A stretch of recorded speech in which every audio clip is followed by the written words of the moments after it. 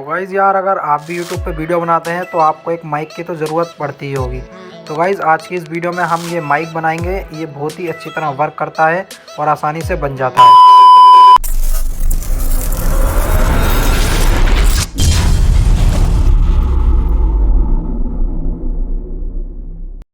तो hello guys, आप लोगों का स्वागत है मेरी एक और न्यू वीडियो में। तो गाइज़ आज की इस वीडियो में हम ये माइक बनाएंगे। तो माइक बनाने के लिए गाइज़ हम पुराने एयरफोन का इस्तेमाल करेंगे।